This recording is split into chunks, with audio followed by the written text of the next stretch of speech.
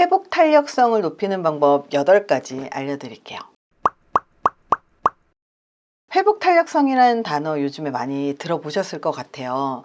사람이 살다 보면 되게 힘든 일도 겪고 좌절도 겪고 그리고 괴로움도 겪고 역경을 겪잖아요. 근데 이런 역경을 겪었을 때 회복 탄력성이 높은 사람들은 그 역경 전보다 훨씬 더 좋은 성취, 그리고 더 좋은 행복, 그리고 더 좋은 성공을 할 수 있는 이런 자질이라고 얘기를 하는데, 그래서 회복력은 역경 속에서도 성공할 수 있는 개인적인 자질로 정의가 되죠.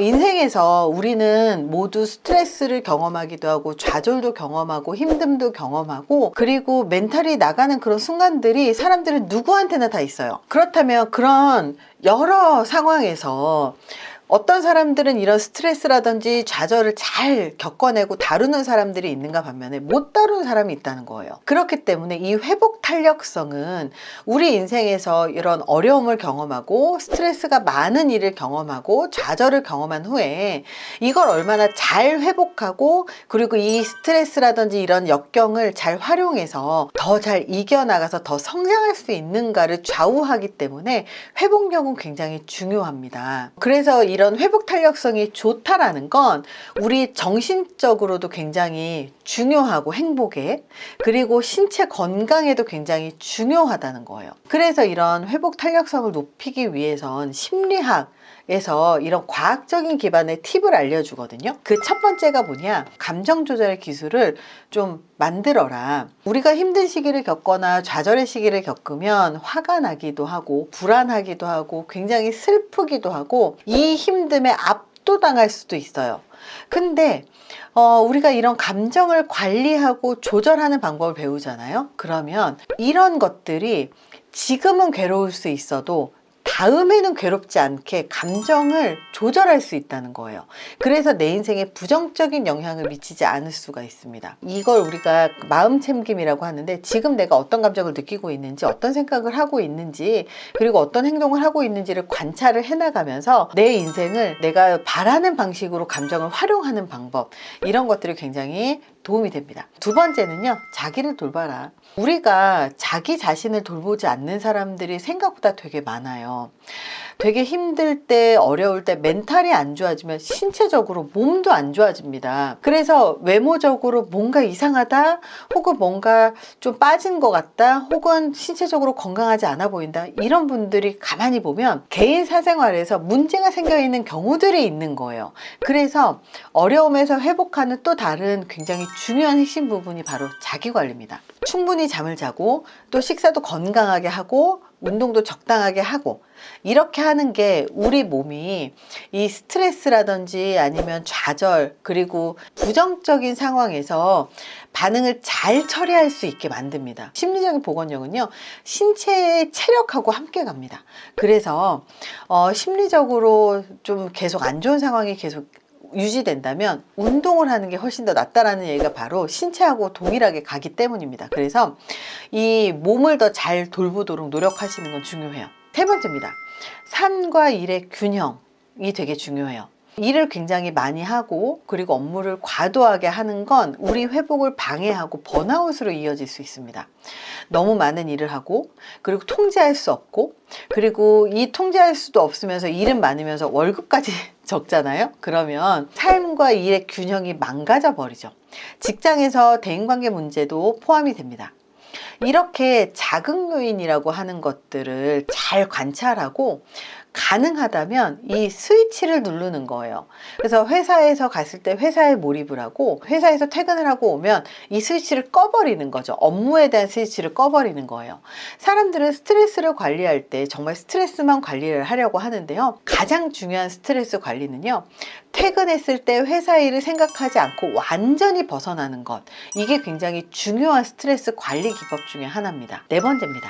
자기를 불쌍하게 여겨라. 자기 연민이라고 하는 게 사실은 긍정적으로 자기에 대해서 믿는 거거든요. 자기에 대한 믿음은 복원력이라든지 회복 탄력성에 있어서 굉장히 절대적으로 필요합니다. 사람들은 자기에 대해서 부정적인 평가를 하면서 회복력이 있을 거라고 생각을 하면 안 되겠죠. 근데 그러신 분들이 의외로 많아요. 나를 너무 비판적으로 생각하고 내 탓을 너무 하고 나를 너무 미워하는 분들이 너무 많은 거죠. 그러니까 우리는 우리를 불쌍하게 여기는 게 되게 필요해요. 객관적인 사실보다 나를 받아들이는 것, 그리고 내가 갖고 있는 자기에 대한 부정적인 믿음이 오히려 상황을 더 악화시키게 되거든요. 그렇기 때문에 내가 나에 대해서 부정적으로 생각하는 것, 특히 나에 대한 부정적인 믿음이 무엇인지를 확인을 해보는 건 되게 중요해요. 그렇기 때문에 나를 좀 불쌍하게 여기고, 그리고 나를 좀 안타깝게 여기고, 그리고 나를 좀 토닥이는 것, 이런 과정이 굉장히 필요해요. 다섯 번째는요, 긍정적인 사회적인 네트워크를 강화해야 된다. 인간관계 힘들어 하시는 분들 굉장히 많을 거예요. 내가 잘해줘도 잘해준다고 욕먹고, 못해줘도 못해준다고 욕먹고, 일만 해도 일만 한다고 욕먹고, 이게 사회잖아요. 그런데 그렇다고 해서 혼자만 살 거예요? 그런 건 아니거든요. 이 사회적인 소통이라는 건 뭐냐면 좋은 사람들을 주변에다 두고 그 사람들로부터 힘을 받는 거예요. 나를 비난하는 사람을 만나면 힘들지만 나를 칭찬하는 사람을 만나면 그 사람을 통해서 우리가 힘을 얻잖아요. 이렇게 사회적인 네트워크 중에서 내가 즐거운 활동, 재미있는 활동 뿐만 아니라 나에게 힘을 주는 사람들, 내가 힘을 주는 사람들, 이런 사람들을 주변에다 놓고 이렇게 소통을 하는 거는 우리 정신적, 정서적, 신체적 건강에 굉장히 중요합니다. 사람들하고 대화를 하고, 그리고 나의 이야기를 나누고, 그리고 그 나의 이야기를 받아들여주고, 그리고 연민을 보내거나 토닥여주는 것들, 이런 활동을 할 수 있는 주변 사람들을 많이 만들어 보세요. 거기에서부터 힘을 얻으실 수 있을 겁니다. 여섯 번째입니다. 의미를 한번 찾아보자. 때로는 살다 보면 힘든 일을 겪고, 그리고 이 인생이 되게 무의미하게 느껴질 수도 있어요. 왜 이런 일이 나한테 일어나지? 왜 나만 이런 일을 당해야 되지? 이러면서 절망하고 회복하기가 되게 힘든 경우들이 많아요. 하지만 우리는 우리의 인생에 어떤 의미가 있는지를 그럴 때 돌아보는 게 좋아요. 중요합니다. 인간의 삶은요, 사실 원래 의미가 없는 게 맞지만 사람마다 거기에 어떤 의미를 만드느냐에 따라서 그 의미는 고귀하기도 하고, 그리고 정말 의미 있기도 하고, 행복한 삶이 되기도 하고, 더불어 살 수 있는 삶이 되기도 합니다. 이렇게 삶의 의미에 이름을 붙이고, 그리고 긍정적인 이름을 붙여 나가면서 또 우리의 회복 탄력성을 키운다면 이것 또한 충분히 의미 있는 일이 아닐까, 그런 생각이 들죠. 일곱 번째입니다. 강점을 활용해라. 힘든 시기를 겪을 때 우리는 자기의 강점, 장점을 활용하면서 더 나아질 수 있거든요. 강점을 좀 활용하시라는 얘기는 뭐냐면, 만약에 주변에 인간관계가 좋고 사람들하고 소통을 잘한다, 그러면 그걸 활용하시라는 거예요. 사람마다 자기의 강점이 있어요. 그 강점이라는 건 사람마다 다 달라요. 그 강점을 자기만 압니다. 그래서 그런 강점을 잘 활용을 하고, 강점이 무엇이든 내 강점을 활용해서 내가 잘하는 일을 하잖아요. 그러면 자존감도 향상되고 회복력도 좋아집니다. 여덟 번째입니다. 포기하지 않기. 우리는 살면서 힘든 일을 누구나 겪어요. 그 힘든 일을 겪으면서 무너지지 않고 포기하지 않는다면 인생은 더 나아지게 되어 있어요. 그렇지만 포기하게 되면 나아질 수는 없겠죠. 더 잘 대처하고 더 잘 현명하게 나아가려고 노력하면 사실 어느 순간 뒤를 딱 돌아보면 나아져 있을 거예요. 우리가 산을 이렇게 타다 보면 그런 일이 있을 겁니다.